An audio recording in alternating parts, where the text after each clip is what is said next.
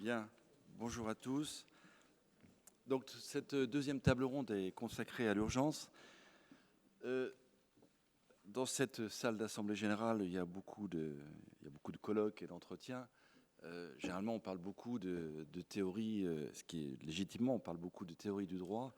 Et là, ce que je constate, c'est que depuis le début de ces entretiens, chacun a son anecdote. Et ce qui montre quand même que c'est peut-être une des caractéristiques de la procédure d'urgence, c'est qu'il y a beaucoup d'humains dans ces procédures. Quand je dis humains, c'est à la fois les avocats, les juges, et aussi les agents qui sont en charge de ces questions-là. Et c'est quelque chose qui fait vraiment une des spécificités. Alors moi je vais commencer par une anecdote euh, qui, euh, qui m'a été racontée par un avocat qui en quelque sorte en a été la victime.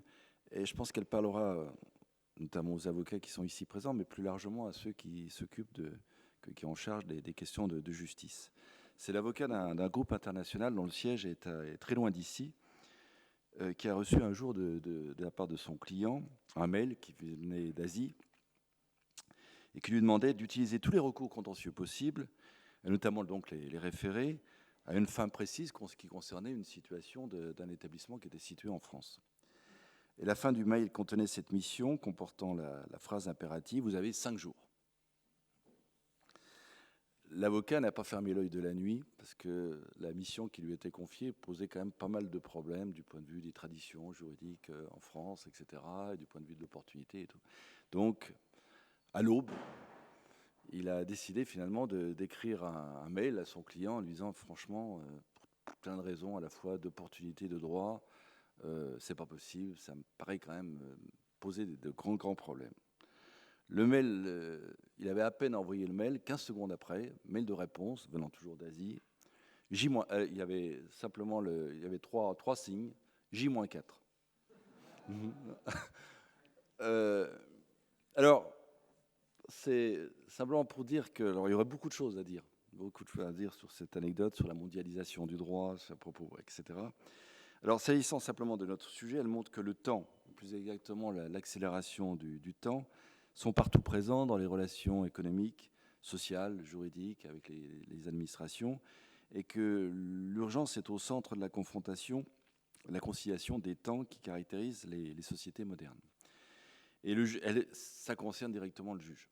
Et ça concerne notamment le juge administratif et de sa capacité à gérer ou non l'urgence. Je ne vais pas redire ce qu'a dit le vice-président Bruno Lasserre, mais il fut un temps, il y a un moment, il y a peu de temps finalement, il y a une vingtaine d'années, ça a posé une question quasi existentielle pour le juge. Je dirais que dans le diptyque délai de jugement et solution du fond, il y a longtemps, l'essentiel était le jugement au fond, même si les parties regrettaient les délais de jugement qui étaient trop longs. On considérait quand même que l'essentiel, c'était quand même la solution au fond. Après, il y a eu une forme d'équilibrage entre les deux exigences, le délai de jugement et puis la solution au fond. Et aujourd'hui, on se demande si l'urgence ne devient pas l'exigence première du justiciable, avec une forme de... Alors c'est une expression anglo-saxonne que j'aime pas, mais enfin c'est l'expression un peu consacrée de benchmarking, si j'ose dire, entre les systèmes juridiques et les systèmes juridictionnels. Et la capacité du juge à traiter de l'urgence n'est plus simplement une question de procédure, mais devient un élément de fond qui caractérise la capacité ou l'incapacité d'un système de droit national à garantir la sécurité juridique. Et c'est quelque chose qui devient très important pour la société civile. Alors, comment le juge administratif répond à cette demande ? Cette demande d'urgence, cette exigence d'urgence, est-ce qu'il doit la satisfaire ? Est-ce qu'il doit l'encourager ? Est-ce qu'il doit l'encadrer ? Ou est-ce que le temps du juge doit être une forme de respiration dans une société qui devient de plus en plus rapide et exigeante en matière d'urgence ? Ou au contraire, est-ce qu'il doit accompagner cette exigence d'accélération ? Alors quand on consulte le cours, j'ai eu la curiosité de consulter le cours du président Audin, parce que quand même de temps en temps, il fut un temps où on citait quasiment toujours le président Audin, maintenant on le cite moins. Donc je l'ai regardé à nouveau et j'ai constaté avec surprise que quand on regarde la table des matières du cours du président Audin, l'urgence est citée 2 fois, pas plus. Et en plus, sur des sujets qui ne sont pas directement liés à ce qu'on a au sursis à exécution à l'époque. Ça concernait en fait les circonstances exceptionnelles et l'exécution d'office. Bon. Et je pense que le président Audin serait très surpris de voir que la salle qui porte son nom est celle des urgences. C'est-à-dire des référés, que les décisions sont prises parfois à l'issue de procédures qui sont très très différentes de celles qu'a connues le président Audin, ou ce qui a été dit. On a un juge des référés qui discute avec des directeurs d'administration centrale, des sous-directeurs, avec des avocats, et que que ces décisions-là sont prises parfois, je ne vais pas redire ce qui a été dit, en quelques heures. Hein, c'est-à-dire que je ne vais pas refaire les exemples, mais par exemple, il y a eu un moment où c'était l'émission de France Télévisions au moment des élections européennes, et l'émission avait lieu à 20h et le juge a dû rendre sa décision à 16h, tout ça dans une procédure d'urgence très accélérée. Et comme l'a dit le président Lasserre, il y a un moment, la question c'est de savoir si la procédure de référé, qui offre beaucoup d'avantages pour les parties, pour les avocats, ne va pas cannibaliser en quelque sorte les procédures de fond. Et pour reprendre l'exemple qu'a cité Bruno Lasserre, c'est vrai que les 80 km/h, Maud Violette est là, elle était le juge des référés sur le décret, et tout le monde se fichait après, tout le monde, à part quelques revues juridiques, on considérait que la décision au fond, qui pouvait présenter un certain nombre d'intérêts du point de vue juridique, finalement était sans importance. Donc il y a une question qui est importante. Et ce que je voudrais dire aussi, c'est que derrière l'urgence, alors bien sûr il y a une question de notion juridique, mais derrière l'urgence, il y a une organisation.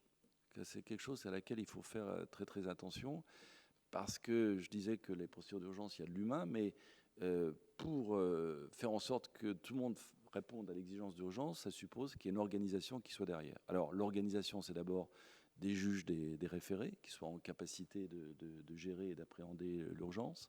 Ça veut dire aussi qu'il y a un bureau. Ici, il y a Agnès Mikhalova qui dirige le bureau ce qu'on appelle le BRCP, le bureau des référés des compétences du président. Donc ça suppose qu'il y ait des agents qui soient là, qui soient de permanence.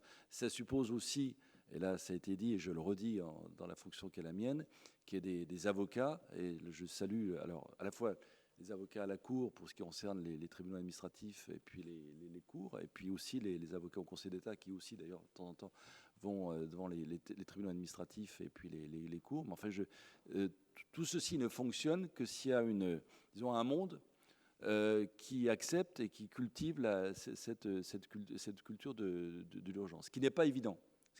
Et ça suppose aussi du côté de l'administration qu'on prenne en compte cette procédure. Moi, le hasard fait quoi, le hasard? Disons que j'étais à la direction des affaires civiles au moment où la loi de 2000 a été votée, et c'était Elisabeth Guigou qui était ministre de la Justice à l'époque, et au banc, elle a insisté justement sur la transformation profonde, ce qui a été dit par Pascal Léglise, la transformation profonde que ça impliquait du côté des administrations. Non pas que les administrations n'ont pas la culture de l'urgence, mais généralement, elles avaient la culture de l'urgence pour autre chose que le traitement contentieux. Hein, et donc, de dire à des administrations qu'elles vont, parce que les administrations s'étaient habituées à traiter le contentieux de façon très, très longue, et dire que sur des sujets essentiels, politiques, avec des conséquences politiques et économiques, sociales importantes, ça va être dans les 2 heures, dans les 3 heures, c'est quelque chose qui transforme beaucoup aussi le monde de l'administration. Alors, je vais pas monopoliser la parole. Ce que je voudrais simplement dire, c'est que on va essayer d'avoir dans cette table ronde une sorte de vision un peu large de ces questions d'urgence. Je voudrais simplement témoigner que comme juge de l'urgence, moi aussi comme président de la section du contentieux et avec mes collègues qui sont juges des référés, même si on est 20 ans après, tout n'est pas tranché en matière d'urgence et qu'on se pose encore beaucoup les uns et les autres. Catherine Berjal a parlé de la solitude du juge des référés. Eh bien, dans la solitude du juge des référés ou collégialement, est-ce que ça relève ou non de l'urgence? On hésite. Est-ce qu'il y a lieu d'appliquer une présomption d'urgence ou pas? On hésite. Et donc, voilà, tout l'objet de cette table ronde, et puis je pense qu'au-delà de de cette deuxième table ronde, parce qu'on a déjà beaucoup parlé de l'urgence et je pense qu'on en parlera encore beaucoup après, disant que tout l'objet de ces entretiens, ça sera justement d'essayer d'avoir des pistes pour l'avenir et des orientations. Alors, pour en parler, on va commencer par Benoît Plessis, qui est professeur de droit public à Panthéon-Assas et qui va nous faire une sorte de panorama, disons de fresque, de la question de l'urgence dans le cadre des procédures de référé. Ensuite, on aura Michel Le Montagnier, qui est président délégué au tribunal administratif de Versailles, parce que qui nous fera part de sa vision de juge de premier ressort. Et ça a été dit, mais je le redis là aussi, vous me pardonnerez cette expression un peu guerrière, mais les tribunaux administratifs sont au front sur ces questions d'urgence. Donc ils sont au front sur beaucoup de choses, sur le contentieux des étrangers notamment, etc. Mais vraiment, la procédure d'urgence, c'est d'abord la question du juge de premier ressort, et donc les tribunaux administratifs jouent un rôle extrêmement important, et donc c'est important qu'on ait une vision d'un magistrat de tribunal administratif. Et puis enfin, Olivier Maciulanski, qui est avocat au Conseil, lui, comme dans la fonction qui est la sienne, il a une vision générale à la fois Conseil d'État, Cour administrative d'appel et tribunal administratif. Il nous fera part de sa propre perception de ces questions d'urgence. Monsieur le professeur, vous avez la parole. Merci, Monsieur le Président. Je tenais tout d'abord à exprimer mes plus vifs remerciements aux organisateurs conjoints de ces entretiens, de m'avoir invité à y participer. Donc, un grand merci à Madame la Présidente Martine de Boisdeffre et à vous, Monsieur le Président. Alors, comme cela vous a été dit, il me revient en introduction, c'est la fonction logique de l'universitaire, de commencer par vous rappeler quelques données générales, fondamentales en matière d'urgence. Et à ce titre, je souhaiterais formuler 5 observations générales. Première observation, l'existence même d'une condition d'urgence nous dit quelque chose de l'esprit du droit administratif français. L'existence même d'une condition d'urgence nous rappelle sur quelle fondation solidement implantée notre droit administratif est construit. Parce que l'urgence n'est pas une condition inhérente au référé. Cela a été dit ce matin par le vice-président, ce n'est pas parce qu'un juge doit statuer en urgence, doit statuer vite, dans les plus brefs délais, qu'il s'ensuit nécessairement que la situation litigieuse doit révéler quelque chose d'urgent. Et pour preuve, je serai évidemment extrêmement rapide sur ce point, je ne vous ferai pas l'injure de vous rappeler ceci, tout le monde sait qu'il existe des référés qui ne sont absolument pas soumis à la condition d'urgence, le référé constat, le référé instruction ou le référé provision. Et au titre de ces propos préliminaires, je crois qu'il faut tordre le cou à une expression que nous employons tous, mais qui est une facilité de langage, qui est de parler des procédures d'urgence pour parler du référé, parce que, non, pas urgence, référé qui signifie juger dans l'attente, juger provisoirement pour ménager l'avenir, et peut-être, pas toujours, mais dans l'attente d'un recours au fond. Et d'ailleurs, les textes mêmes du Code de justice administrative, de la loi du 30 juin 2000, utilisent cette expression, titre 2, le juge des référés statuant en urgence. C'est au juge ici que l'on demande de statuer en urgence. Donc tous les référés ne sont pas soumis à la condition d'urgence, mais il y en a qui sont soumis à la condition d'urgence. Et le fait que l'on retienne cette condition d'urgence exprime, traduit un choix de politique juridique au sens noble du terme. Et quel est ce choix?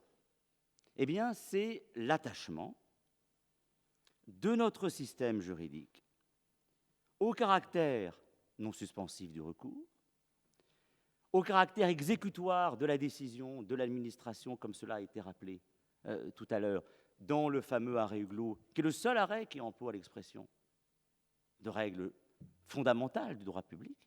Et je dirais même plus loin, c'est l'attachement au principe de la présomption de légalité des décisions de l'administration.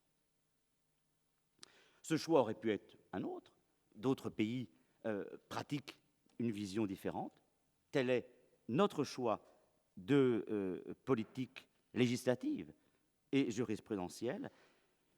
Le principe cardinal de présomption de la légalité des actes de l'administration est si important qu'il ne suffit pas qu'un acte de l'administration soit entaché d'une légalité douteuse. Il ne suffit pas qu'un comportement de l'administration soit manifestement illégal pour mettre en œuvre les procédures de référé. Il va falloir une autre condition. Et cette présence de l'urgence nous montre que l'évidence de l'illégalité manifeste, ce n'est pas une évidence suffisante. Il faut autre chose, d'où cette condition cumulative de l'urgence. Et si je dis cela, cela m'amène à la deuxième observation, c'est au fond pour rappeler, en insistant sur les racines, l'ancrage, au fond de cette notion d'urgence, c'est pour rappeler que le référé vient de loin, et de plus loin qu'on ne le croit. Il ne faut en effet jamais perdre de vue que le référé suspension est l'héritier du sursis à exécution, qui n'était pas une procédure d'urgence, qui n'était pas une procédure plutôt de référé, si je suis la rigueur de mon propos introductif. Et dès l'origine, on en a parlé tout à l'heure, dès le rapport du groupe de travail, on va immédiatement réexploiter l'ancienne condition du préjudice difficilement réparable dont il était fait usage dans l'ex-sursis à exécution. Et c'est là un phénomène très intéressant parce que cela va nous donner la définition de l'urgence, qui va être fixée, chacun le sait, très rapidement, notamment dans la fameuse décision de la section du contentieux du 19 janvier 2001, Confédération nationale des radios libres, que la condition de l'urgence doit être regardée comme remplie lorsque la décision administrative contestée préjudicie de manière, et la formulation est intéressante, suffisamment grave et immédiate. L'ordre n'est pas innocent et n'est pas neutre. Car nous voyons bien que, en matière de référé, au sens de, selon l'expression traditionnelle à laquelle vous recourez, l'urgence n'est pas une question, ou n'est pas seulement une question d'immédiateté. C'est d'abord une question de gravité. Ce n'est pas simplement une question de temporalité, c'est le sens évident de l'urgence, c'est l'immédiateté. Non, ce n'est pas l'immédiateté, ce n'est pas une notion temporelle, c'est une notion matérielle d'une atteinte et des conséquences négatives d'une décision sur une situation litigieuse, de la situation de l'administré. D'où cette idée, que l'on va reprendre du sursis à exécution, de cette décision, de cette situation qui est urgente quand elle préjudicie de manière grave et immédiate. Et l'universitaire est toujours frappé par cette sorte de parallèle entre la classification typologie des urgences et la typologie des préjudices dans le contentieux de la responsabilité extra-contractuelle. Mais donc, on va s'interroger sur le préjudice financier, sur le préjudice moral, bref, au fond, sur des préjudices patrimoniaux ou extra-patrimoniaux. Et il y a là une très intéressante opération de transposition, parce que cette définition de l'urgence va être immédiatement également utilisée pour les référés nouveaux, ceux qui n'avaient pas d'ancêtres plus lointains. Et je pense évidemment au référé liberté, où l'urgence est appréciée, sauf exception, au stade, une fois de plus, de la condition de l'atteinte grave à une liberté fondamentale.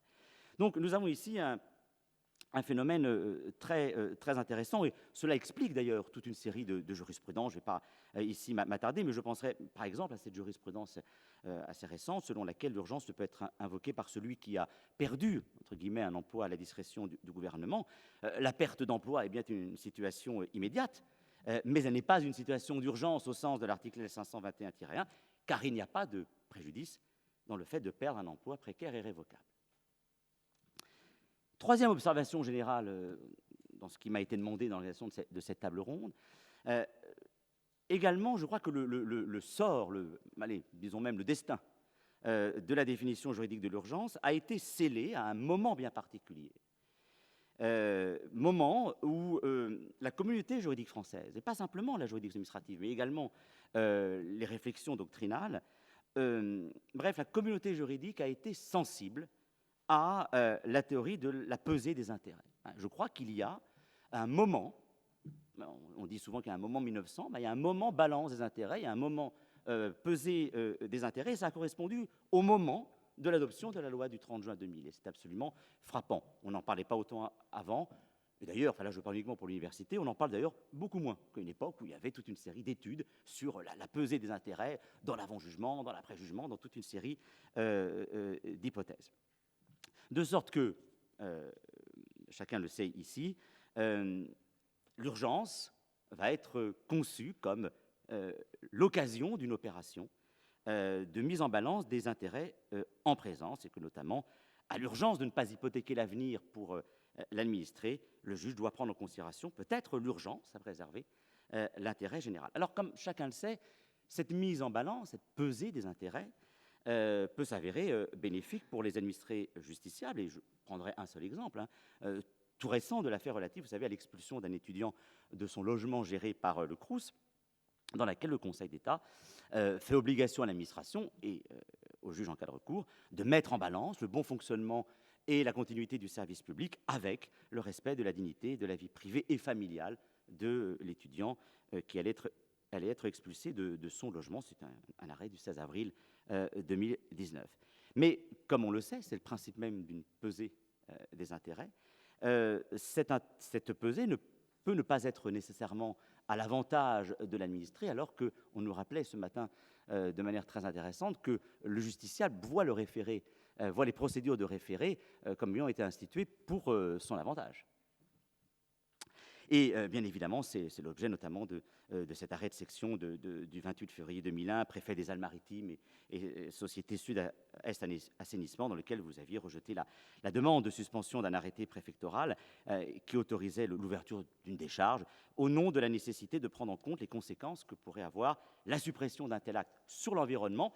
Et compte tenu de l'absence dans l'immédiat, on retrouve une autre manière, cette fois-ci d'immédiateté, de tout autre moyen d'éliminer les déchets. Quatrième observation générale, depuis maintenant presque 20 ans, cela a été rappelé, il a été clairement remarqué par tous les observateurs de la jurisprudence qu'a été mis en place ce que j'appellerais une échelle de l'urgence, avec donc des degrés d'intensité variables. Et ce qui est logique, car si l'urgence était simplement synonyme d'immédiateté, si c'était simplement un critère de temporalité, eh bien une chose est immédiate ou il ne l'est pas. Mais dès lors que l'urgence, c'est l'intensité de la gravité de l'atteinte à, dans ce cas-là, on peut concevoir effectivement des degrés dans l'intensité de cette urgence. Alors, je dirais qu'au bas de l'échelle, mais ça n'a rien évidemment de péjoratif, nous avons le référé suspension. Probablement à un niveau intermédiaire, mais il y a parfois des exceptions, je conçois volontiers, mais je fais ici une présentation générale, on va trouver le référé mesure utile, et en haut de l'échelle, c'est-à-dire au niveau le plus exigeant de l'appréciation de l'urgence, se situe le référé liberté, et on retrouve effectivement dans la jurisprudence administrative cette formule parfois rituelle selon laquelle la circonstance que la condition d'urgence au sens de l'article L521-1 soit remplie ne suffit pas, en l'absence de circonstances particulières, à caractériser une situation d'urgence au sens de l'article L521-2 du Code de justice administrative. Cinquième et dernière observation d'ordre général pour ouvrir cette table ronde, c'est, cela a déjà été dit, mais on ne pouvait pas ne pas parler de l'urgence depuis ce matin, c'est la montée en puissance des présomptions d'urgence. Alors, le phénomène n'est pas nouveau, on l'a vu notamment dans le contentieux du permis de construire, mais il y a manifestement une montée en puissance, et je songe ici à trois simples exemples. La jurisprudence de la section du contentieux du Conseil d'État du 11 décembre 2005, l'affaire Cédric D, considérant qu'eu égard à son objet et à ses effets, notamment restrictions apportées à la liberté d'aller et venir, une décision prononçant l'assignation à résidence d'une personne porte, en principe et par elle-même, sauf à ce que l'administration fasse valoir des circonstances particulières, une atteinte grave et immédiate à la situation de cette personne, de nature à créer une situation d'urgence. Autre exemple encore plus récent, nous l'avons décidé de le faire figurer dans le document qui vous a été distribué, c'est cette affaire Diakaby, un arrêt, une ordonnance du Conseil d'État du 21 décembre 2018, numéro de requête 42 13 23, où il s'agit cette fois-ci de tenir compte des effets particuliers d'une décision refusant de poursuivre la prise en charge au titre de l'action sociale d'un jeune majeur jusqu'à la confier à l'aide sociale à l'enfance. Et puis, encore plus récemment, cette décision du 7 juin 2019, Madani, qui opère là un revirement de jurisprudence par rapport à l'état antérieur de la jurisprudence, et cette fois-ci, qui va prendre en considération l'objet et les effets sur les conditions de détention de la décision plaçant d'office à l'isolement une personne détenue, ainsi d'ailleurs que les décisions de prolongation. Alors, cette jurisprudence, on va peut-être avoir l'occasion d'en reparler, est tout à fait révélatrice des évolutions qui affectent le contentieux des référés, à la fois dans ce qu'il a de nouveau et à la fois dans ce qu'il a de plus ancien et de plus traditionnel. Dans ce qu'il a de nouveau, parce que ici, pardonnez-moi cette banalité, mais enfin, on voit bien ici la montée en puissance de la protection des droits fondamentaux, parce que c'est bien ici l'état d'urgence, l'enfance, la détention. On voit bien ici que c'est la prise en compte de plus en plus conséquente des droits fondamentaux de certaines catégories d'administrés, vraiment de certaines catégories d'administrés qui justifient la montée en puissance de ces présomptions d'urgence. Et si telle est la logique explicative, on peut peut-être, c'est toujours difficile de faire des prédictions, mais on peut sans doute prédire un enracinement de ces présomptions d'urgence si on retient cette justification. Mais en même temps, ce mouvement jurisprudentiel me semble ne pas être en mesure de remettre en cause les grands équilibres structurants par lesquels j'ai commencé mon propos et auxquels le Conseil d'État est particulièrement attaché, et j'en veux ici notamment le maintien de cette échelle de l'intensité de la gravité comme définition de l'urgence, et je ne peux faire ici que référence à une toute récente ordonnance du Conseil d'État du 20 novembre dernier, où il vient d'être jugé, je cite, que si, eu égard à son objet, à ses effets sur les conditions de détention, la décision plaçant d'office à l'isolement une personne crée en principe une situation d'urgence justifiant que le juge administratif des référés saisi au titre de l'article 521-1 puisse ordonner la suspension de leur exécution, il appartient en revanche à la personne détenue qui saisit le juge des référés sur le fondement de l'article L521-2, donc sur le fondement d'un référé liberté, de justifier, de prouver des circonstances particulières caractérisant, notamment au regard de son état de santé ou des conditions dans lesquelles l'isolement est assuré, la nécessité pour elle de bénéficier à très bref délai du prononcé d'une mesure de sauvegarde sur le fondement de ce dernier article. Bref, vous l'aurez compris, il y a une présomption d'urgence pour la mise à l'isolement dans le référé suspension, mais pas dans le référé liberté. Et c'est pourquoi, au titre de ces propos préliminaires, il me semble que la juridiction administrative, que le Conseil d'État, est bien décidé à rester attaché, à rester fidèle à, je crois, les principes matriciels qui ont été définis, posés, et je rejoins ce matin ce qui a été dit, encore plus que dans la loi du 30 juin 2000, dans le rapport du groupe de travail, à l'époque présidé par le président Laptoul. Je vous remercie.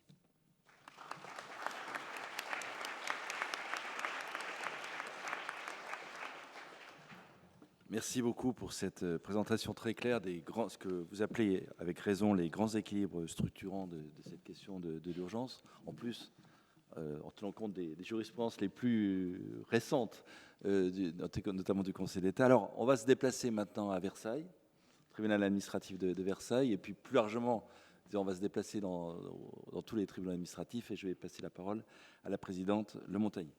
Merci, Monsieur le Président. Alors, je vais vous donner les dernières nouvelles du front, comme vous l'aviez évoqué tout à l'heure. Alors, il y a tant de choses à dire et le temps m'est compté. Je m'efforcerai, à partir de quelques exemples, de faire ressortir les grandes lignes qui structurent la démarche du juge de première instance dans l'identification de l'urgence. Mon propos ne sera pas de vous présenter des affaires particulièrement remarquables, non pas qu'elles fassent défaut, mais plutôt, comme le ferait un documentaire, de vous offrir une image du métier de juge et des instruments de mesure dont il se sert. L'atteinte suffisamment grave et immédiate aux intérêts en présence caractérisant l'urgence s'aborde en 2 temps. Il y a le temps de l'écrit, puis celui de l'oral. Commençons par le temps de l'écrit. La question de l'urgence se pose d'emblée et de façon tout à fait radicale au stade de l'enregistrement de la requête, puisqu'il s'agit de décider de la procédure à mettre en œuvre compte tenu du fondement de la demande. Le recours à la procédure de tri, qui conduit au rejet de la requête sans instruction contradictoire ni audience, résulte d'un constat immédiat que la requête écrite et les pièces dont elle s'accompagne n'appellent aucun approfondissement quant aux effets attendus de l'exécution de la décision attaquée ou des agissements auxquels il est demandé de remédier.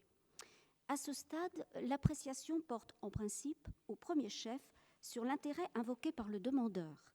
Elle peut néanmoins, tout de suite, devenir objective et globale s'il est d'ores et déjà possible, compte tenu des pièces du dossier, de confronter l'intérêt du demandeur avec un autre intérêt, et notamment un intérêt général qui s'opposerait avec évidence à la mesure sollicitée. À l'origine, tout part de la règle de preuve énoncée à l'article R 522-1 du Code de justice administrative, et il est normalement attendu du requérant qu'il justifie concrètement de l'urgence sans s'en tenir à des considérations trop générales comme le veut la décision radio libre. Mais dans certaines hypothèses de plus en plus fréquentes, et j'y reviendrai, l'urgence se déduit de la nature même de la décision qui présente une gravité et une immédiateté intrinsèques. On n'exige pas d'un requérant qui fait l'objet d'une mesure d'éviction du service public qu'il justifie de surcroît d'un manque de ressources par la production d'extraits de comptes bancaires. Quelle justification demander encore à un demandeur d'asile dont le bénéfice des conditions matérielles d'accueil vient d'être suspendu ? Seule la procédure contradictoire va permettre de combattre l'apparence d'urgence et d'ouvrir ensuite le débat sur un intérêt opposé à ne pas suspendre. C'est dans ce contexte que jouent tout leur rôle les présomptions d'urgence. Elles facilitent grandement le travail du juge qui doit faire preuve de célérité en ce qu'elles permettent de très rapidement prendre l'engagement du contradictoire, sauf à ce qu'aucun moyen sérieux n'apparaisse d'emblée, mais ça n'est pas là notre sujet. Le raisonnement du juge de première instance, mais j'imagine que c'est forcément celui aussi du Conseil d'État, emprunte le chemin suivant.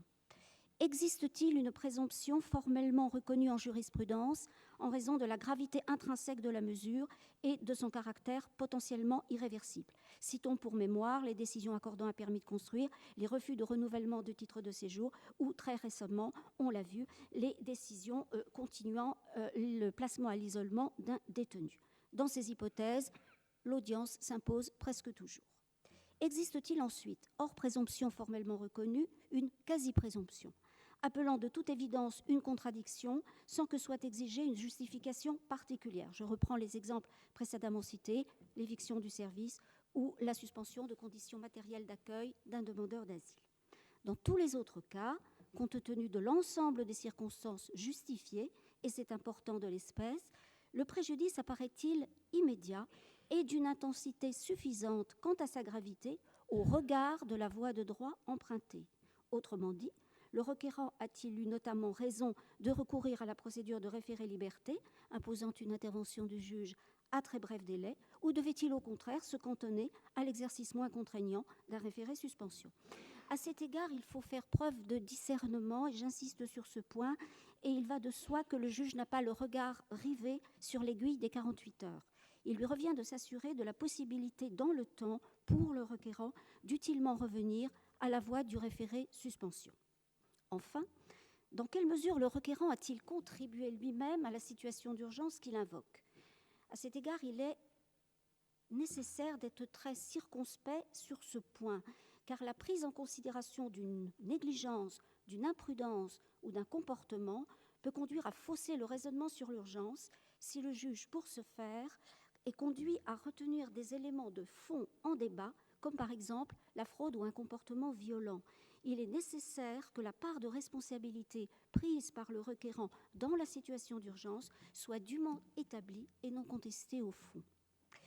L'obligation qui pèse sur le juge de motiver ses ordonnances lorsqu'il rejette sur le terrain du tri est fondamentale. D'une part, elle constitue un rempart extrêmement efficace contre une approche immédiate trop sévère, et d'autre part, elle permet au justiciable de comprendre la nature des éléments qui ont fait défaut et de les produire éventuellement dans une instance ultérieure. Simplement dit, et très concrètement, lorsque l'on passe trop de temps à rédiger une ordonnance de tri, c'est qu'il faut audiencer. Pour illustrer cette démarche, voici quelques exemples de tri fréquemment rencontrés. En matière de référé-liberté, sur fond de dissensions politiques au sein d'une collectivité, il est vraisemblable qu'en période électorale, nous retrouverons ces questions. Il s'agissait d'une association qui demandait au tribunal d'ordonner, sur le fondement du référé-liberté, au maire d'une commune de remettre à son représentant les clés d'une salle de réunion au plus tard, avant une réunion prévue 8 jours après. Premier élément de réponse est le suivant. La seule circonstance qu'il y ait atteinte à une liberté fondamentale ne suffit pas à caractériser une urgence au sens du référé-liberté. En l'espèce, en l'absence de toute précision sur l'objet de la réunion envisagée, les impératifs attachés à sa tenue le jour voulu, alors que l'association avait disposé de la salle en cause quelques jours auparavant et par le passé bénéficié de plusieurs accès à des locaux de la collectivité, tandis qu'elle n'établissait pas avoir vainement recherché un autre lieu, l'urgence particulière autorisant un recours en référé-liberté n'a pas été regardée comme établie. Vous pouvez le constater, l'urgence à 48 heures est pesée au trébuchet.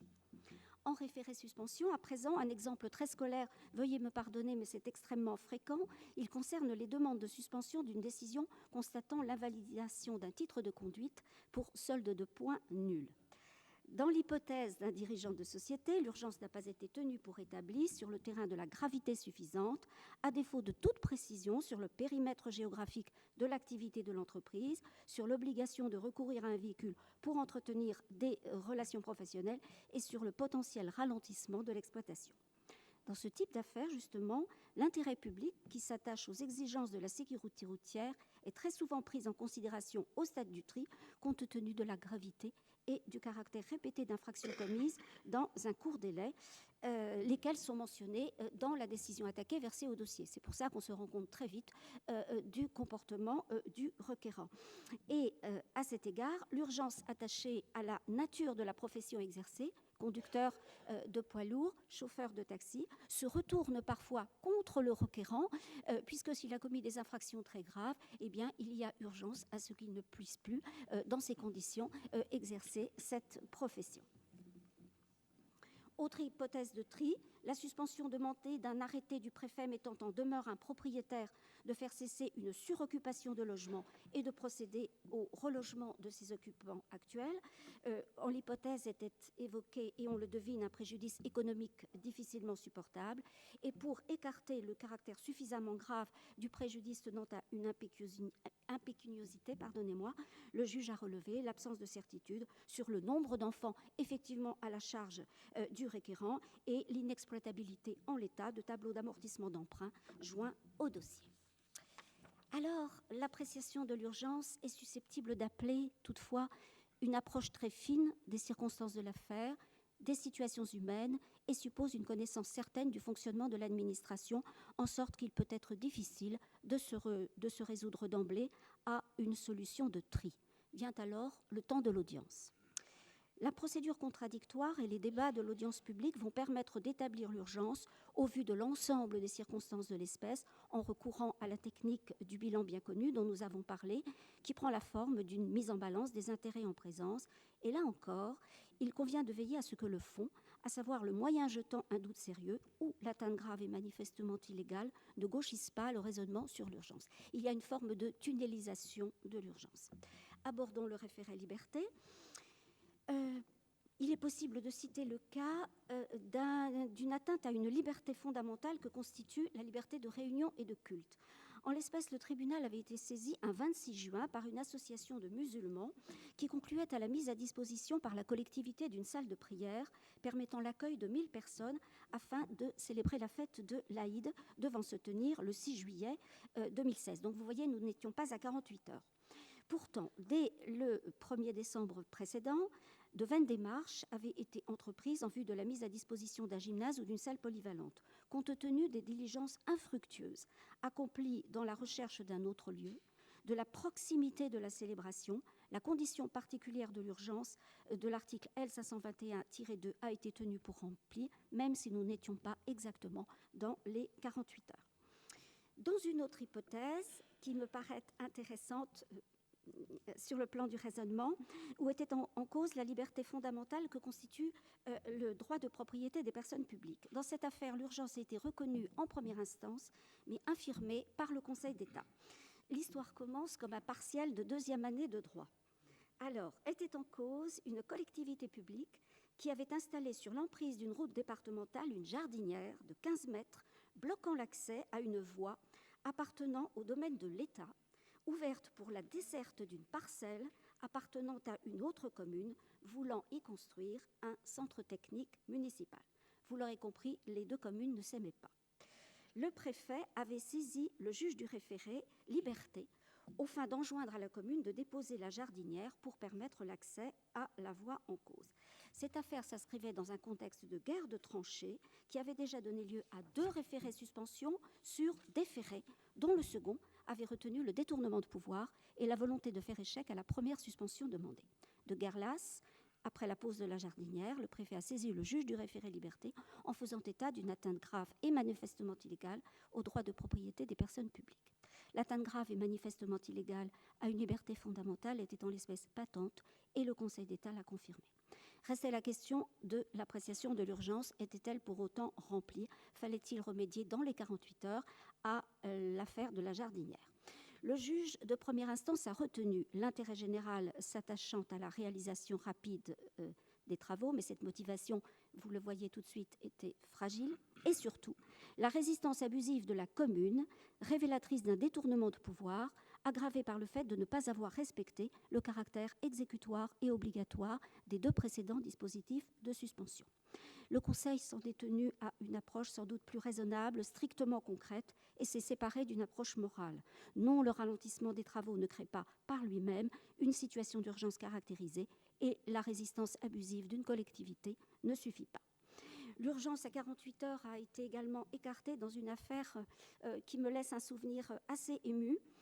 Il s'agissait de la liberté d'aller et de venir de riverains très âgés, dont la propriété était desservie par un chemin désormais réservé aux piétons et cyclistes. Il dénonçait les dysfonctionnements du système de télécommande permettant l'accès à la voie.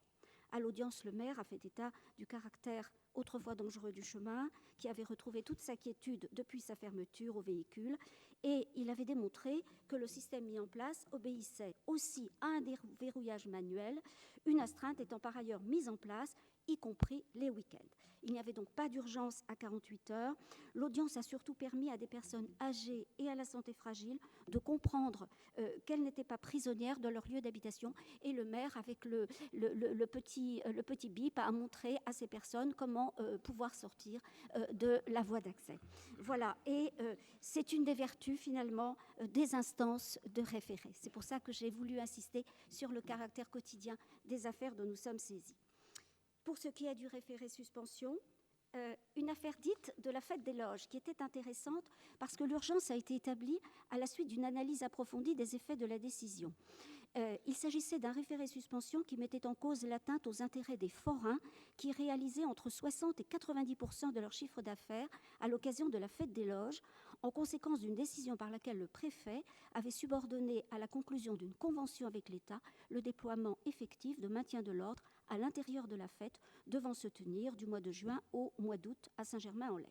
Cette position avait évidemment suscité une très vive inquiétude chez les forains. Or, il ne résultait ni des pièces du dossier, ni des débats de l'audience publique, et en l'absence du maire, qu'en conséquence de l'obligation faite par le préfet, ce maire aurait décidé, compte tenu de l'état des finances de la ville, de renoncer à l'organisation de la manifestation. Au jour de l'audience, aucune atteinte grave et immédiate aux intérêts des forains n'était démontrée, mais encore fallait-il tenir cette audience pour vraiment s'en apercevoir. Alors, je terminerai, j'ai de très nombreux exemples, je pourrais vous parler de quantité de cas, parce qu'on se souvient ce qui est différent finalement des référés avec les affaires de collégiales, c'est qu'on se souvient de ces affaires de référés, alors qu'on se souvient beaucoup moins des affaires de collégiales, qu'on oublie assez rapidement, même si la question de droit posé est particulièrement complexe.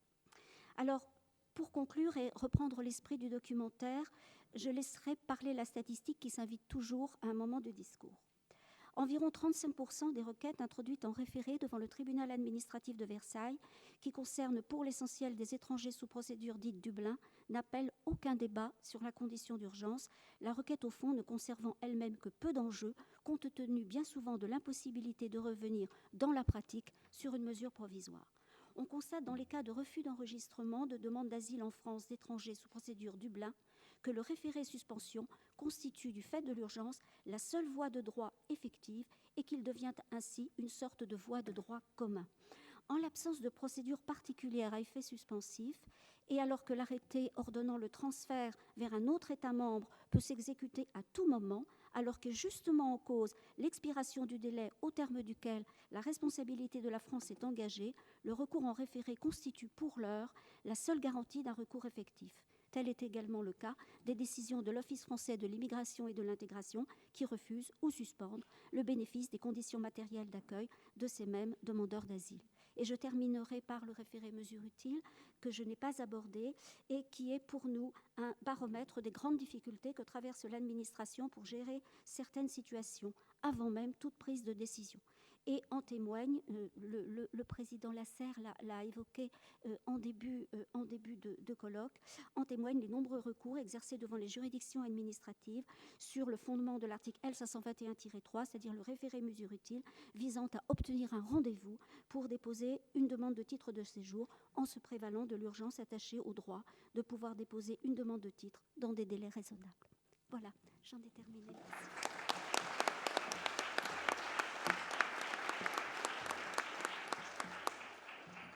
Merci beaucoup, Madame la Présidente, pour cette approche très personnelle et vécue, disons, des contentieux et des procédures de référé en urgence.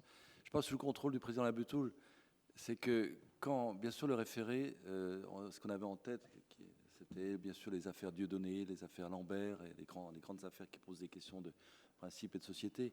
Mais pouvoir dire que le référé, c'est aussi le maire qui montre aux deux personnes âgées comment fonctionne le BIP, c'est aussi ça, le référé. Et c'est, je pense, c'est là que je parle sous le contrôle du président Labetoul, c'est au moment où la loi de 2000 a été instituée, c'était ces questions, ces situations très concrètes aussi qu'on avait en tête, parce que le sursis à exécution, ça posait plein de problèmes.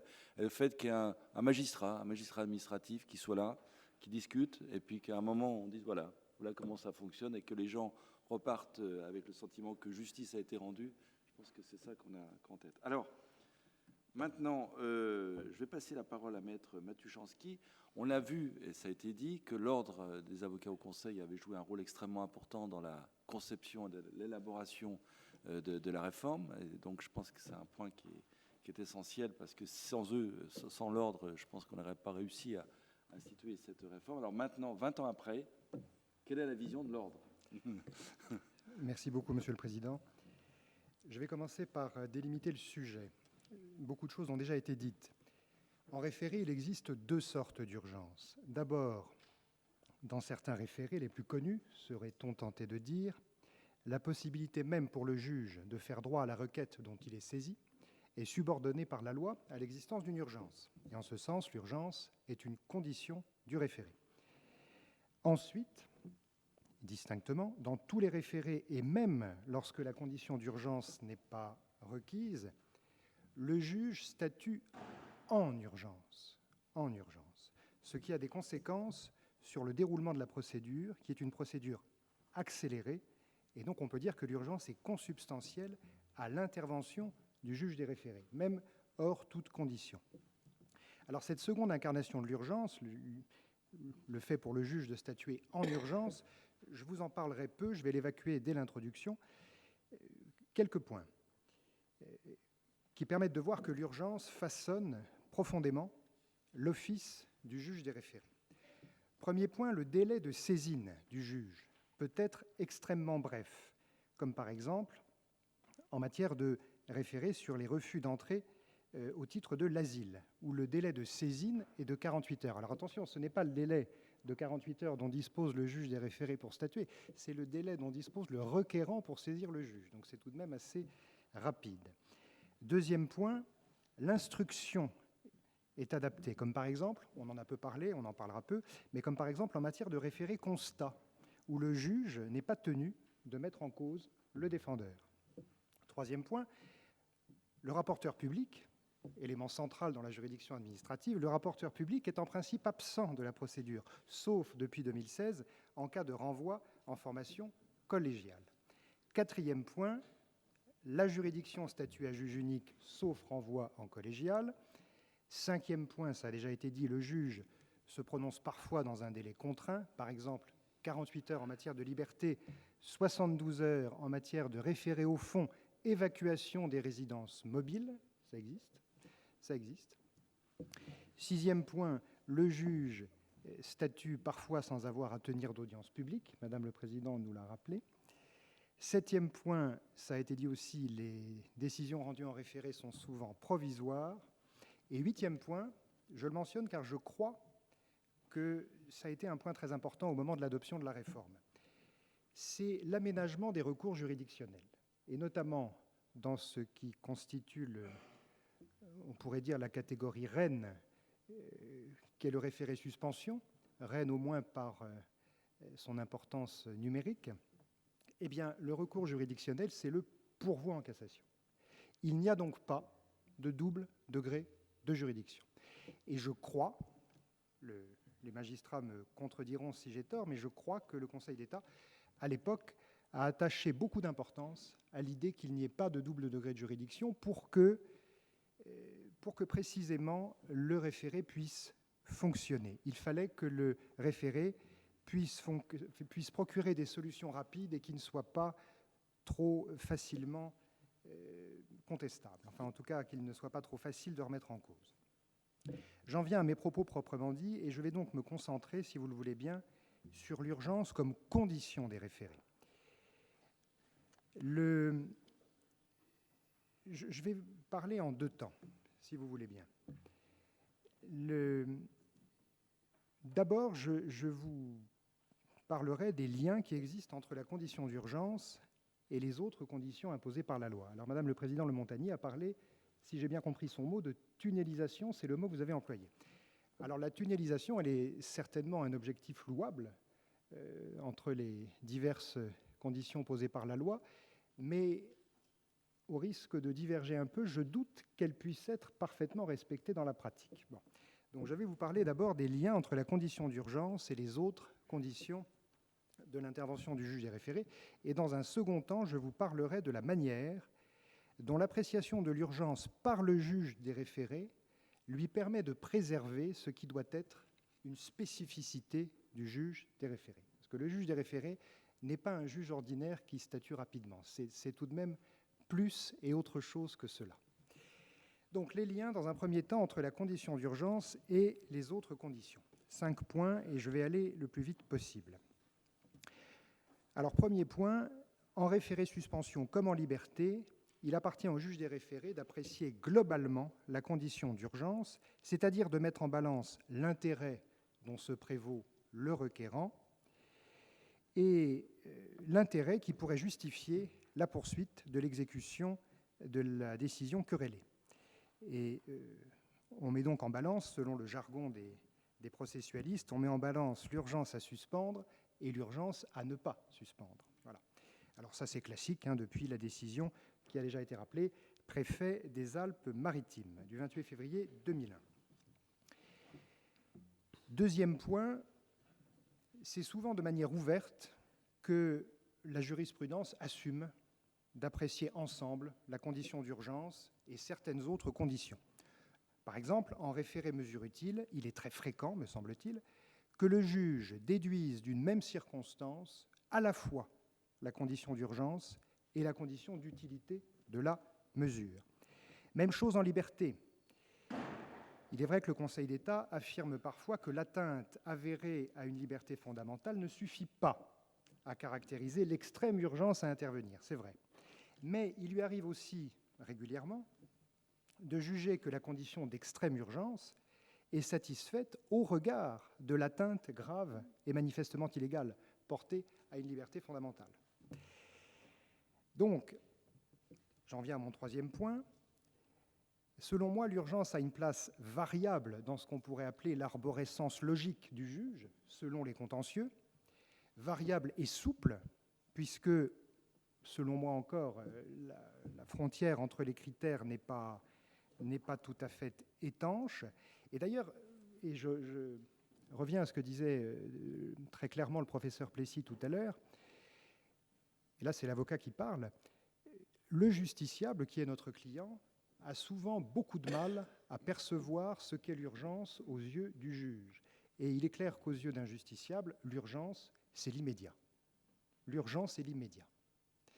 Et ce qui va produire effet demain, ou même dans 8 jours, est par essence urgent aux yeux du justiciable.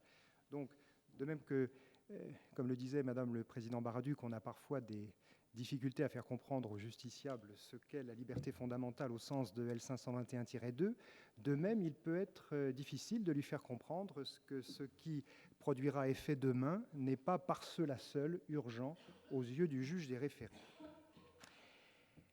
Alors, justement, la gravité de l'atteinte dont se prévaut le requérant est examinée en référé-suspension au stade de l'urgence. Alors, vous avez tous en tête la célébrissime affaire Confédération nationale des radios libres, les tables de la loi en matière de référé, et le Conseil d'État a expressément jugé, il a expressément dit que pour apprécier la condition d'urgence, il appartient au juge du référé de vérifier qu'il ait porté une atteinte grave et immédiate à l'intérêt invoqué par le requérant.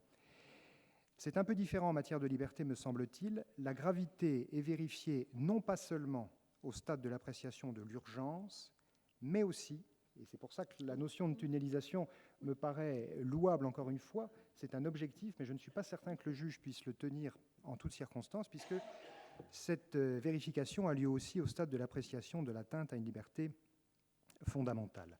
Donc il me semble que rien n'est très rigide, il me semble même qu'il existe une sorte de porosité des conclusions, pardon pour le terme qui n'est pas des plus élégants, et d'une certaine manière, je pense que personne ne peut s'en étonner, puisque c'est un outil pragmatique, réaliste et pratique qui a été procuré aux juges et aux justiciables.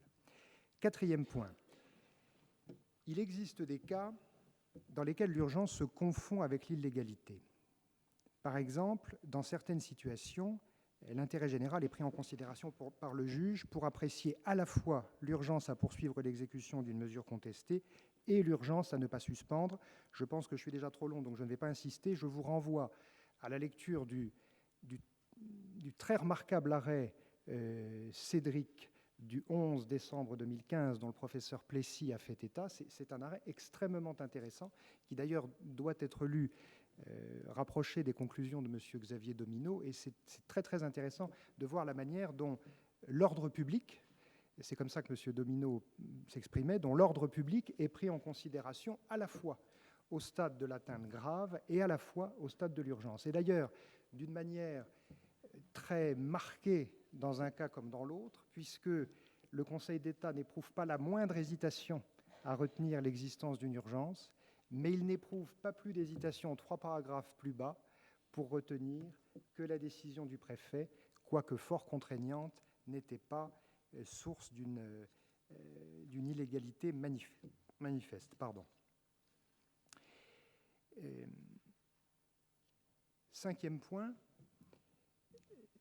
il est admis que le juge du référé suspension, comme auparavant le juge du sursis, doit vérifier en opportunité s'il convient ou non de prononcer la suspension de la mesure critiquée. Alors désormais, cette appréciation d'opportunité se confond très largement avec l'appréciation de la condition d'urgence. C'est en effet, on a parlé de la balance, c'est en effet au stade de la fameuse mise en balance entre l'intérêt à suspendre et l'intérêt à ne pas suspendre que cette considération est faite. Un exemple, pour apprécier s'il y a urgence à suspendre un refus de délivrance d'un permis de construire, et Madame le Président Baraduc vous a rappelé que désormais les référés pouvaient porter sur des décisions négatives, donc, pour apprécier s'il y a urgence à suspendre un refus de délivrance d'un permis de construire, le juge des référés doit examiner les conséquences de la suspension, c'est-à-dire qu'il doit se demander concrètement, quelles conséquences aurait l'octroi d'un permis de construire provisoire. En d'autres termes, il doit se demander s'il vaut mieux construire pour détruire ou construire définitivement un édifice qui pourrait s'avérer finalement contraire aux règles d'urbanisme plutôt que d'attendre. J'avais un autre exemple footballistique. Je n'ai pas le temps et je prie le président Genevoix d'accepter mes excuses. Ou alors, si j'ai l'autorisation du président Genevoix, je le cite, cet exemple. C'était une demande de suspension de l'exécution d'une décision d'homologation du classement de CFA2 à l'issue de la saison 2007-2008. Et le Conseil d'État a estimé que les circonstances invoquées par les associations requérantes et qui tenaient à l'imminence de l'engagement de la saison 2008-2009, ainsi qu'aux conséquences que l'exécution de cette décision risquait de produire en termes d'effectifs et de ressources financières, ne suffisaient pas à justifier de l'urgence de la suspension de ladite décision, laquelle aurait eu pour effet d'étendre les inconvénients dont elle faisait état aux autres clubs engagés dans le championnat, sans pour autant leur apporter aucune garantie quant au bien-fondé de leur contestation. Donc c'est une décision, elle aussi célébrissime, Avenir Sportif Béziers et Angoulême Charente Football Club. Voilà. Et si ce n'est pas pragmatique, alors je voudrais qu'on m'explique en quoi consiste le pragmatisme. Donc il peut exister un lien réel entre la condition d'urgence et les autres conditions posées à l'intervention du juge. Je ne sais pas si j'ai réussi à vous le montrer, tel était pourtant mon objectif. Deuxième point, car je crains d'être vraiment très long, les liens entre la condition d'urgence et la raison d'être, ce qu'on pourrait appeler la raison d'être des procédures de référé.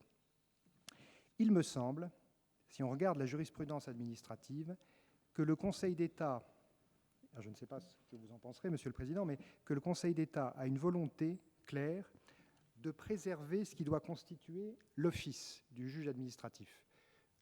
On appellerait ça, si j'étais moderne, je dirais l'ADN du juge administratif. Bon, voilà. Mais je ne suis pas moderne. Donc, il s'agit d'éviter, me semble-t-il, que le juge des référés soit considéré par les justiciables ou par leur conseil, comme je le disais tout à l'heure, comme un juge ordinaire qui irait juste un peu plus vite. Ce n'est pas cela du tout. Il y a une nature spécifique, et pour la préserver, le Conseil d'État s'appuie, c'est ma thèse, en grande partie sur l'urgence. L'urgence est ainsi un curseur, une borne, qui permet de délimiter le référé et ce qui n'est pas lui, ce qui n'est pas le référé. Et à mon sens, Monsieur le Président, il s'agit plus d'une borne que d'un robinet, si on veut employer la métaphore plombière, puisque la question du robinet pourrait se poser, par exemple, en cassation. Préserver le juge de cassation d'un flot de contentieux qui pourrait le submerger. Mais je ne crois pas que le curseur de l'urgence ait cette fonction-là. Alors, deux temps, et j'essaierai d'être rapide. D'abord, de quelle manière le Conseil d'État préserve-t-il l'office du juge des référés? Enfin, non, généralement, ce sera de quelle manière le Conseil d'État préserve l'office du juge des référés. Ce sera d'abord en voyant comment l'urgence permet de déterminer ce que doit être cet office, et ensuite en voyant comment le Conseil d'État procure au juge, et notamment au juge du fond, les outils juridiques qui lui permettent de préserver son office. Alors, premier point. Alors, je vais aller rapidement puisque beaucoup a été dit. C'est la question très importante des présomptions. Dans beaucoup de cas, de véritables présomptions prétoriennes d'urgence ont été instituées. Pêle-mêle, elle est présumée, alors là je vous parle de suspension, pêle-mêle, elle est présumée lorsque le requérant demande par exemple l'exécution d'un permis de construire, lorsqu'il demande la suspension d'un refus de renouvellement de titre de séjour, d'une obligation de quitter le territoire français à moins qu'elle soit assortie d'une mesure d'assignation à résidence, quand il demande la suspension d'une décision de préemption à l'égard de l'acquéreur évincé, mais pas à l'égard du vendeur, donc vous voyez que tout ça est très nuancé, une mise à l'isolement, ça a été dit, un refus de poursuivre la prise en charge d'un jeune jusque-là confié à l'aide sociale à l'enfance, ça a été dit, ou, par exemple, un arrêté préfectoral ayant pour objet de modifier la répartition des compétences entre une collectivité territoriale et un groupement, ou entre deux groupements de collectivités. J'arrête pour les exemples. En suspension. En matière de référé-liberté, je crois que ça a été dit aussi, les exemples sont moins nombreux. À mon sens, ils ne sont pas inexistants. Ils sont simplement moins nombreux. Sauf erreur, le Conseil d'État a reconnu une présomption d'extrême urgence lorsque la mesure contestée est une décision de remise d'une personne à un État étranger. Et on en revient à l'arrêt Cédric de 2015, également lorsqu'il s'agit d'une décision d'assignation à résidence prise en application, et c'est très important, prise en application de la loi relative à l'état d'urgence. Ce n'est pas n'importe quelle assignation à résidence, c'est en application de la loi relative à l'état d'urgence. Alors, on a aussi des refus, je passerai assez rapidement là-dessus, on a des refus jurisprudentiels de présomption, s'il y a des questions, j'y viendrai éventuellement. Mais symétriquement, je voudrais vous dire un mot des présomptions de non-urgence. On a aussi des présomptions de non-urgence. Par exemple, en référé-suspension, le Conseil d'État présume qu'il n'y a pas d'urgence à suspendre, ça a été dit je crois aussi, la décision mettant fin aux fonctions d'une personne dont l'emploi est pourvu à la discrétion du gouvernement, ou qu'il n'y a pas d'urgence à suspendre la décision de muter un fonctionnaire dans l'intérêt du service. Par de telles présomptions, le Conseil d'État, vous le voyez, dessine lui-même l'office du juge des référés en déterminant quelle situation mérite l'intervention en urgence, voire en extrême urgence, et quelle situation ne le mérite pas. Et je crois que une des conclusions provisoires qu'on peut tirer, au vu de ces 19 ans de pratique, c'est que le référé doit être réservé à des situations qui ne sont pas seulement difficiles, ni même importantes, mais qui, si on peut dire, relèvent d'une certaine forme de solennité. C'est à cela qu'on voit qu'on est loin de ce qu'était le sursis à exécution. Pardon de manquer de respect à un défunt, en l'occurrence le sursis à exécution, mais on serait tenté de dire qu'il était un peu inspiré d'une logique comptable. C'est un peu désobligeant, mais on est passé à tout à fait autre chose, comptable dans le sens qu'il fallait rechercher si la décision de l'administration était de nature à produire des conséquences difficilement réparables. Il me semble qu'on est passé à tout à fait autre chose. Second point, et je serai très, très rapide, je peux même m'en passer, si on est pris par le temps, je peux... Voilà, alors j'accélère, voilà, je passe des pages et des... Si, là, je prononce moi-même la mesure utile et je l'applique immédiatement. Non, mais on peut même considérer que j'ai terminé. Non, alors écoutez, je vais directement, je coupe le virage et je vais directement, même pas à ma conclusion, mais simplement une partie de la conclusion, et je ne serai pas digne de mon office si je ne vous parlais pas du contrôle du juge de cassation. Et très rapidement, il me semble que la noblesse de la condition d'urgence se voit en ce que le contrôle du juge de cassation, ce que je dis n'est pas polémique, hein, est un tout petit peu moins léger en matière d'urgence qu'en matière de doute sérieux, il me semble. Alors, la souveraineté des juges du fond est très, très large sur les deux critères, mais il me semble, je ne sais pas quel est votre avis, il me semble que le contrôle est un peu plus marqué en matière d'urgence, notamment en ce qui a trait à l'erreur de droit, qui est, je crois, une erreur de droit simple, si on peut dire, et pas une erreur manifeste de droit, comme en matière de doute sérieux. Je ne sais quel est votre... Voilà. Je déclare que j'ai terminé. Ah bon, merci.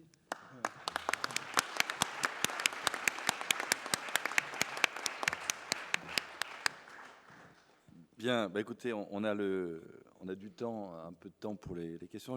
Comme j'étais interpellé sur les questions d'ADN du juge, alors je ne sais pas si...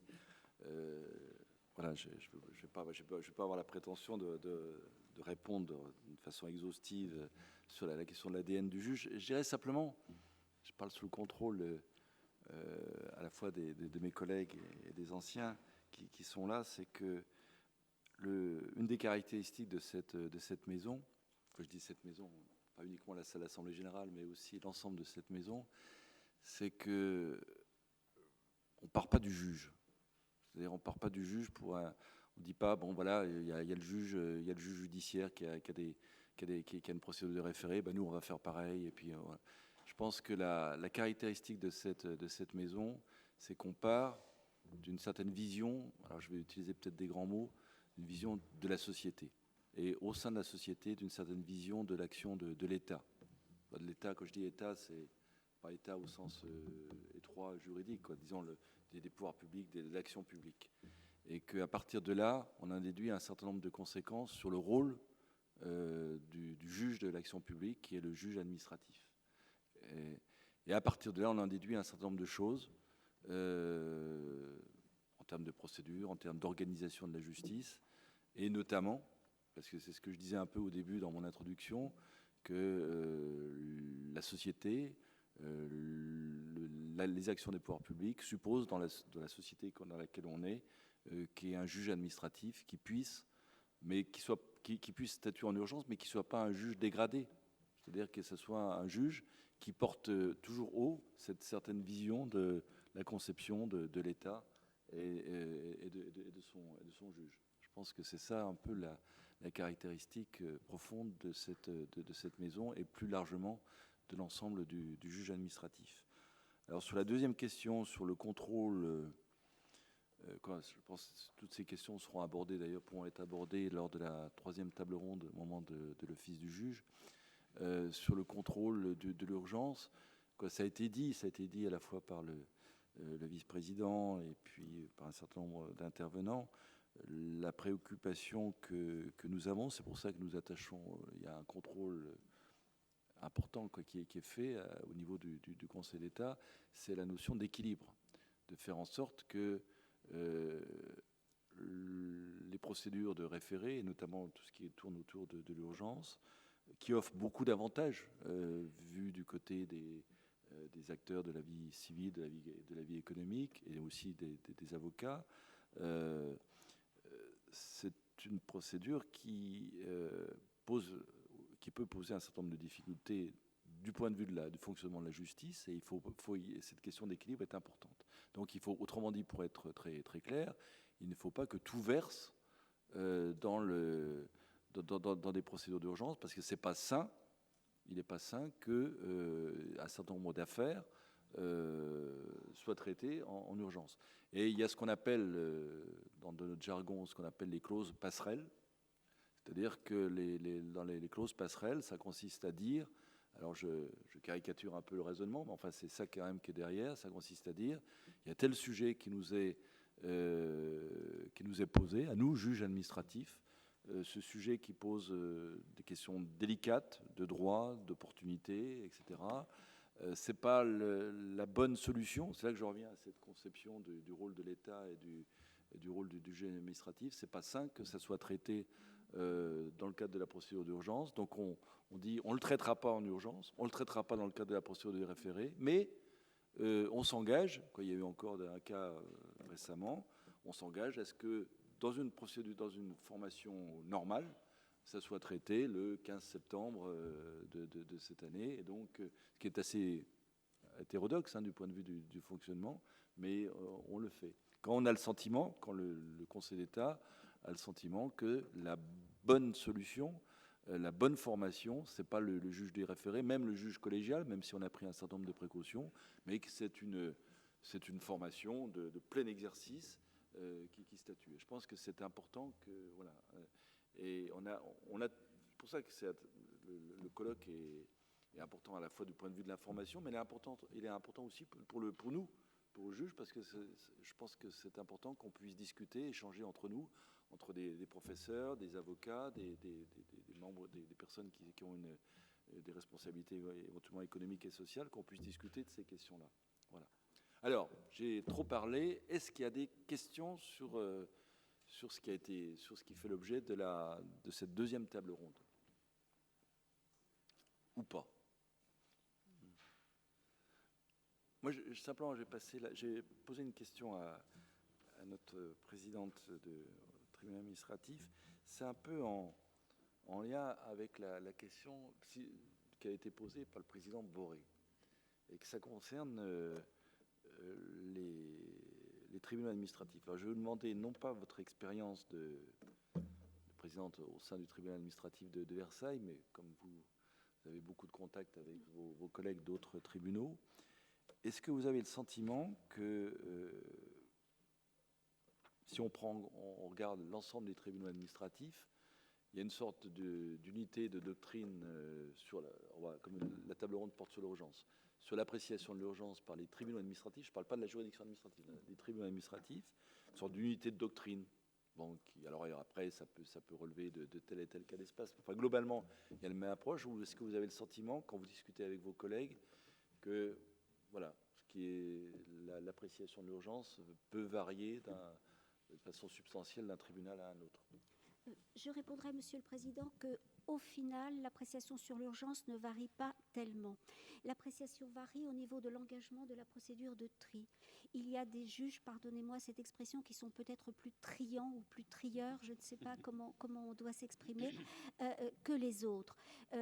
Et puis, ça dépend. Tout ça est très humain. L'approche d'une situation humaine, puisque l'urgence est invoquée, donc il y a un requérant qui demande justice très rapidement. Parfois, lorsqu'on prend le dossier le matin et qu'on est en pleine forme, on voit tout de suite que l'urgence n'est peut-être pas avérée pour telle ou telle raison. Et puis le soir, on est un peu plus fatigué, on se dit je n'y comprends pas grand-chose et j'audience. Donc finalement, et pour parler très franchement, la question de l'audiencement peut être extrêmement variable selon les magistrats. Mais quand même, au final, si on audience à tort parce que l'urgence n'est pas avérée à l'issue des débats de l'audience publique, je crois que tout le monde a au final la même approche de l'urgence. Je ne pense pas qu'il y ait des... Alors après, sur le fond, sur le doute sérieux, c'est bien autre chose évidemment, mais pour ce qui est de la condition d'urgence, il me semble qu'il y a une forme d'unité de la jurisprudence en premier degré. Voilà. On a les présidents du tribunal administratif d'Amiens et de Clermont. C'est un avis qui est... Monsieur le Président, faut appuyer sur le micro. Ouais. Sur l'urgence, ce qu'on peut noter, c'est le développement de cette notion. On aura beaucoup insisté sur cette notion de présomption d'urgence, qui au quotidien nous facilite quand même grandement la tâche, puisque à ce moment-là, le problème de l'urgence se règle, si je puis dire, de lui-même. Non, ce qui est plus, la réflexion que je voulais faire, c'est surtout en matière de référé-liberté sur le fait qu'on puisse remplir les conditions, mais que ce qui est intéressant, il faut réfléchir sur le fait que le juge lui-même puisse prendre une décision dans un délai très très bref qui puisse régler provisoirement une affaire très délicate. Et parfois, il y a des sujets où cette urgence-là à décider n'est pas remplie. Et par conséquent, il n'y a pas lieu à prendre une décision provisoire dans les 48 heures qui viennent. C'est sur cette notion d'urgence qu'on n'a pas beaucoup développé, qui serait intéressant aussi d'aborder, parce que c'est une notion qui permet au juge de réfléchir à l'ensemble du sujet, à l'ensemble des injonctions qu'il va pouvoir prendre dans sa décision. Alors, je ne parlerai pas de la médiation, mais évidemment, mais je dirai un mot cet après-midi, si vous me le permettez, sur à la fois le juge des référés médiateurs, bien entendu, comme l'a rappelé Catherine Berjal, mais également sur le fait qu'aujourd'hui, maintenant, c'est un moment magique l'audience de référé pour évidemment ordonner ou proposer plus exactement des médiations. Mais je change de casquette. Il y a toute une série de procédures qui, effectivement, alors ça va de la procédure d'urgence à la médiation, qui modifie sensiblement le rapport qui peut exister entre le juge administratif et l'administration. L'administration au sens large, qui suppose effectivement que le juge administratif soit quelqu'un qui connaisse le fonctionnement de l'administration. Parce que la connaissance du fonctionnement de l'administration n'est pas synonyme de complaisance vis-à-vis de l'administration, c'est au contraire la capacité d'être parfois plus exigeant vis-à-vis de l'administration. Est-ce qu'il y a d'autres questions? Bien. Alors, ce que je vous propose, c'est qu'il y a place pour un déjeuner, non pas en urgence, donc vous prenez le temps de vous restaurer, et le retour à 14h pour la 3e table ronde qui est présidée par le président Labetoul. Merci à tous et merci aux intervenants